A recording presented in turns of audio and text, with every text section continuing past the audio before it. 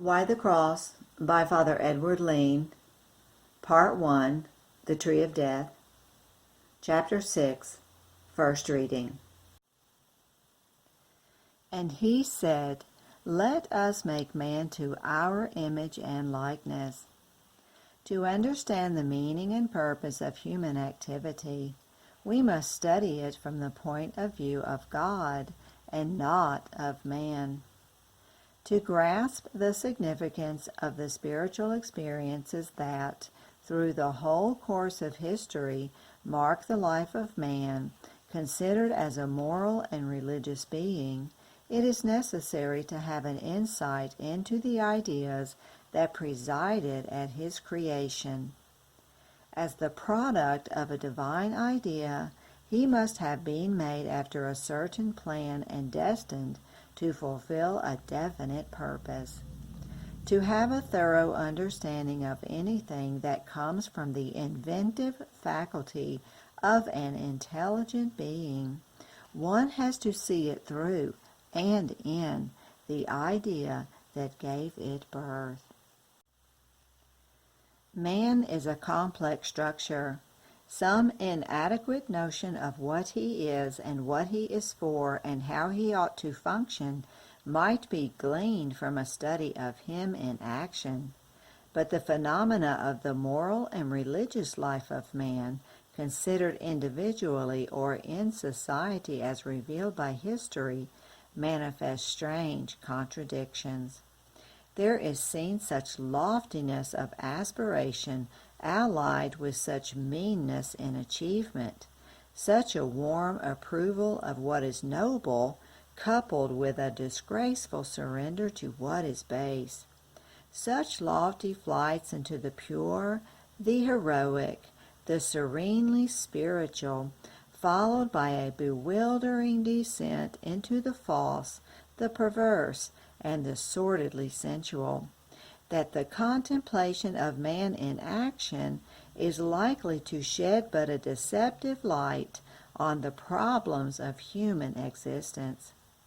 On the other hand, man and his destiny can be seen in due perspective if one can grasp the idea that God had in creating this mysterious being, namely, that man is composite of spirit and matter. What is meant by saying that man is created to know, love, and serve God here on earth? It might seem an easy thing for one instructed in the faith to have a clear and accurate idea of the end for which man is created. It is stated in simple terms in that textbook from which every duly taught Catholic child derives the first knowledge of his religion. The Catechism says, Man is created to know, love, and serve God here on earth, and to see and enjoy Him hereafter in heaven. Nothing apparently could be more lucid. Yet the statement is not so self-explanatory as it might easily appear to be. Do the first notions that children form of knowledge, love, and service illuminate for them the terms in which man's destiny is expressed? What does knowing God mean? Knowing, as applied to the usual tasks that face the learner, signifies acquiring knowledge of.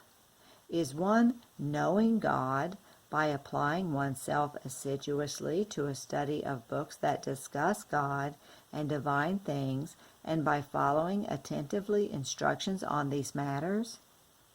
Is this study a fulfillment in part of the purpose of creation? Is it one and the same thing to know God and to know a great deal about God, His nature, His attributes, and His works? How does a person love God? Children know what the term means as applied to the relations between their parents and themselves. Does loving God mean feeling toward God as one does towards one's father and mother? Must one feel toward God like that, under the alternative of not being able to realize the purpose for which one is created? Love as experienced by the child is not a thing that can be commanded. The child loves his parents instinctively and feels that they naturally and without effort have affection for their little one. How could love be commanded? Does not there seem to be an impossibility implied in the very command to love a person? What does service of God imply? Those who, not being of the family, execute the household tasks are said to be rendering service. For it, at due times, they receive a recompense. The members of the family employ servants because they find it inconvenient or difficult or impossible to carry out the household duties themselves. They need the help of others. To dispense with such services would mean the disorganization of their regular life. Hence they are quite willing to reward those on whom they are dependent and from whose labors they profit. Is service of God anything like this? Has God a need of man and man's labors? Is God dependent in some way on his own creatures?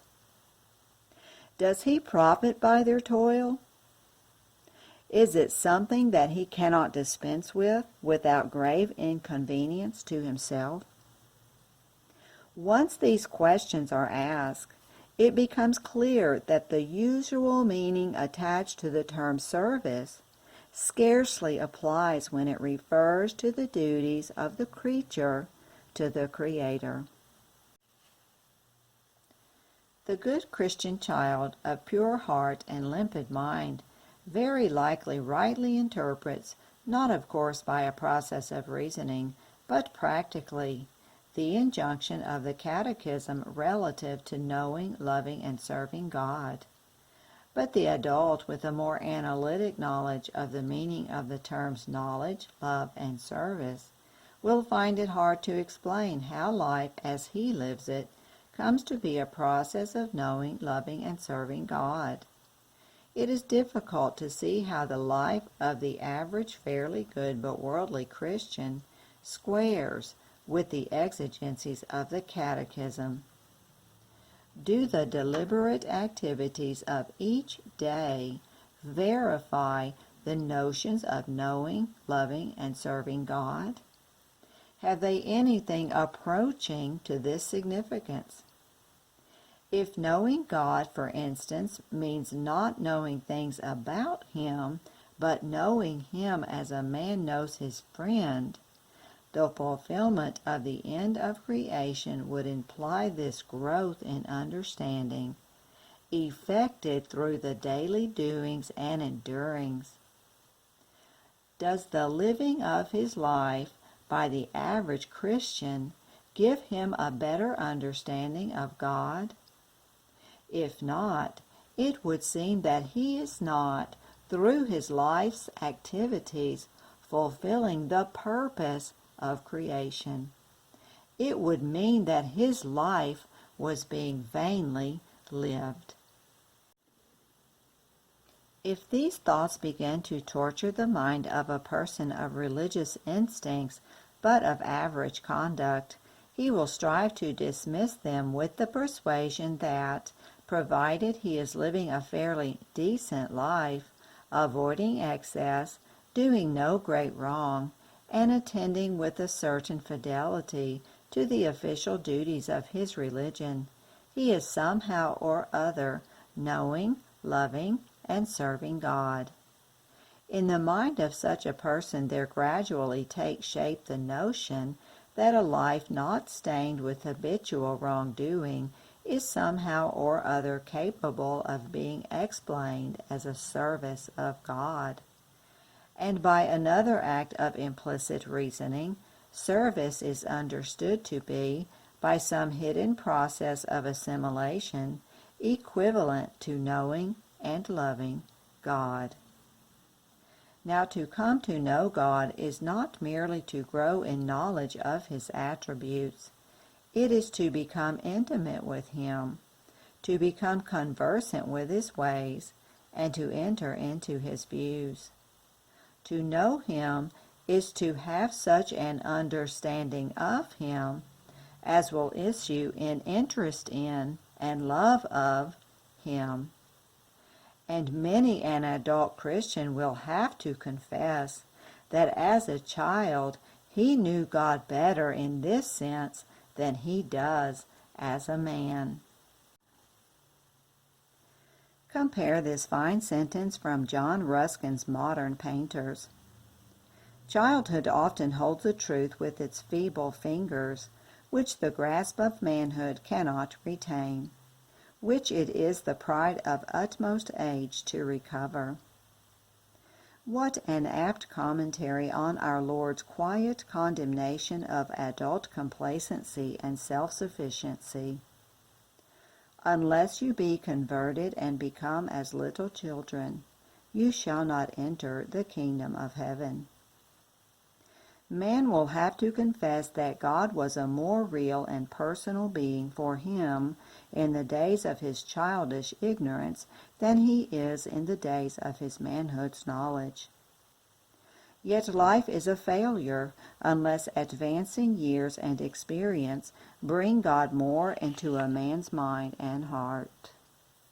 Real service is impossible without knowledge and love. Without faith, it is impossible to please God or to serve him.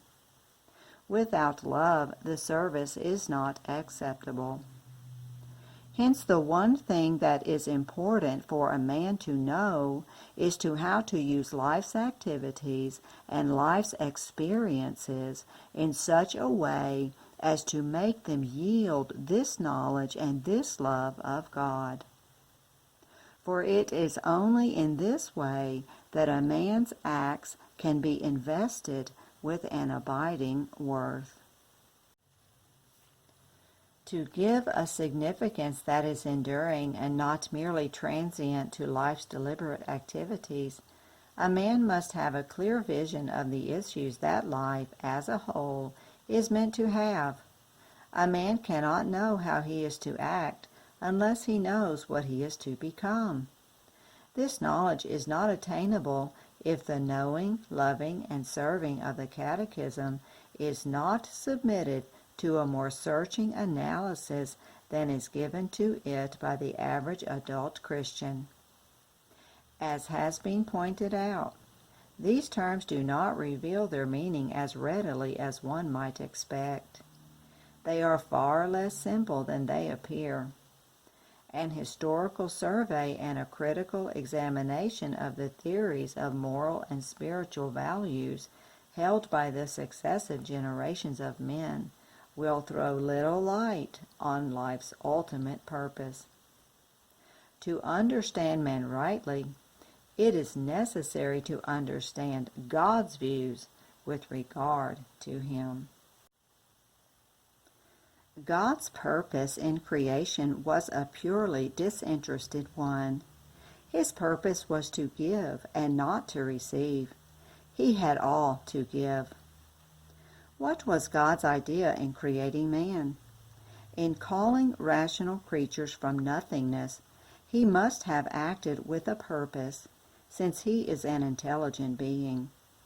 The Creator could not have acted with a view to acquiring something for himself, for since he is all-sufficient to himself, there is nothing that he can acquire. Men and angels can render God glory, but they cannot supply a need. The creature is said to serve God, but nothing can accrue to God from such service.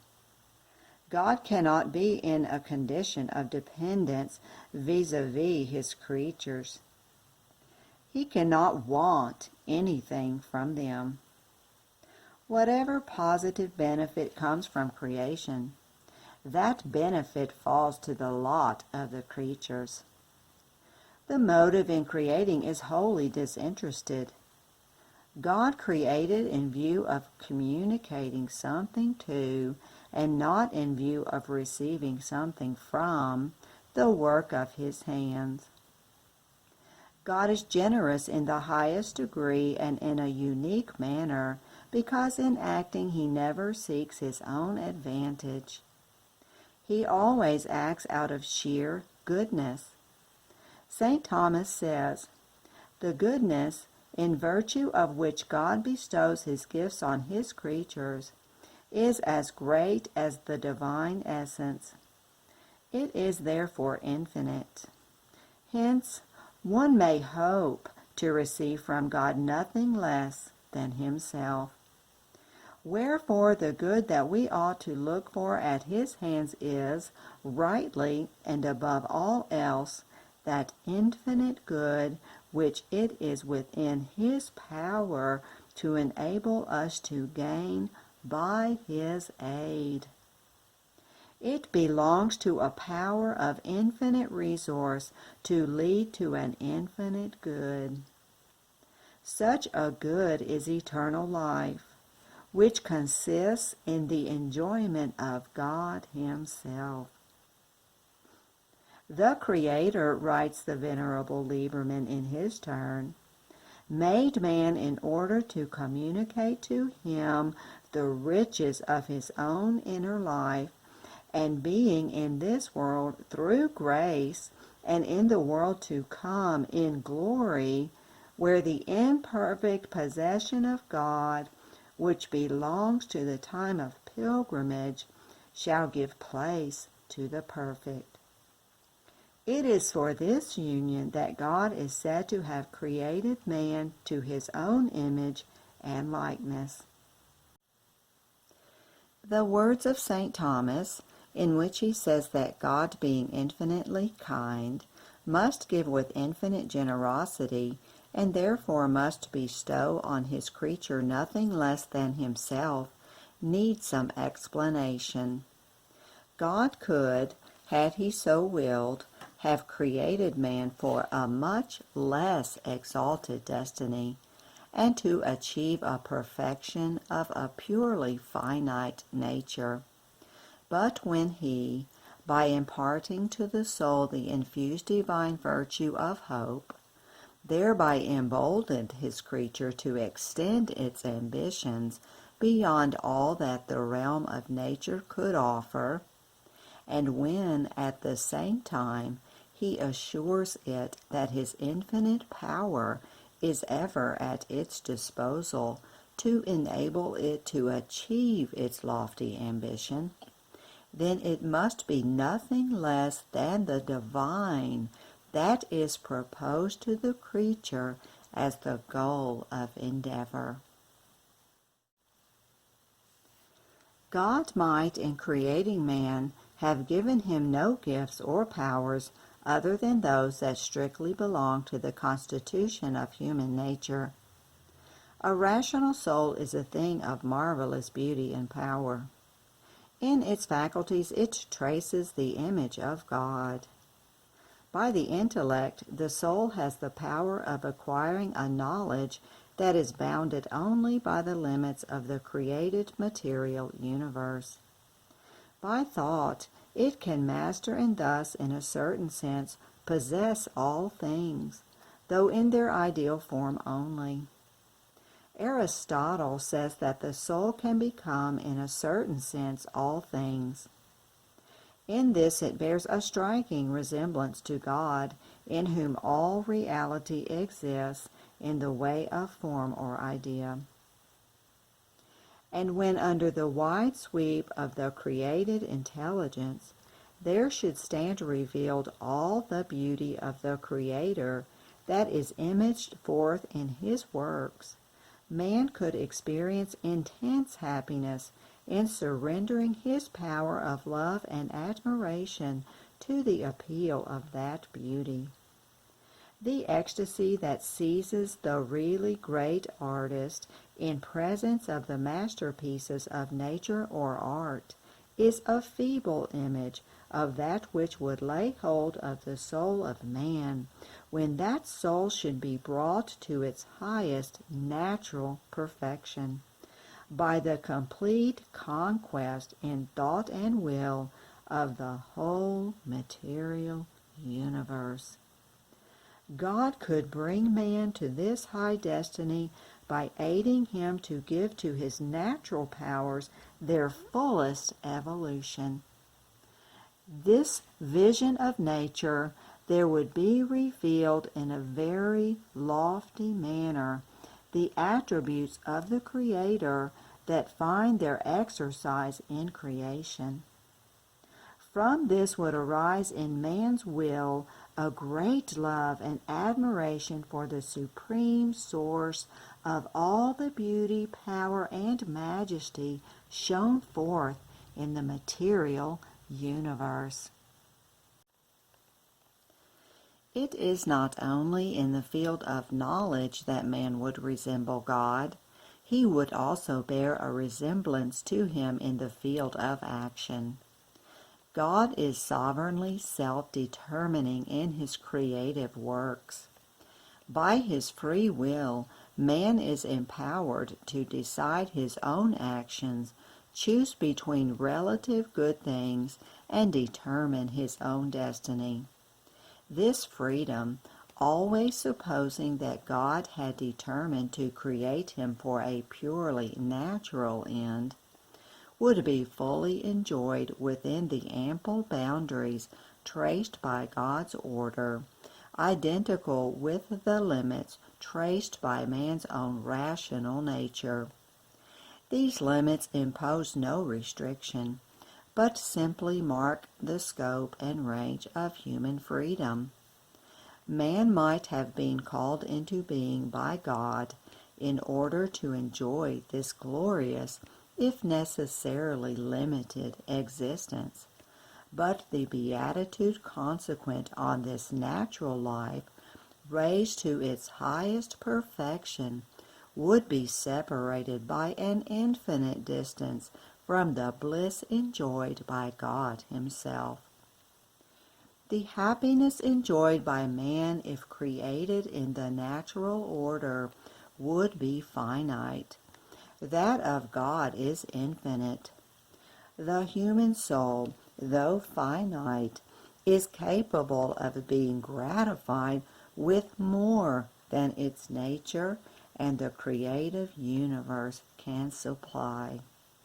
But of its own powers, it could not burst through the limits set to its natural capacities.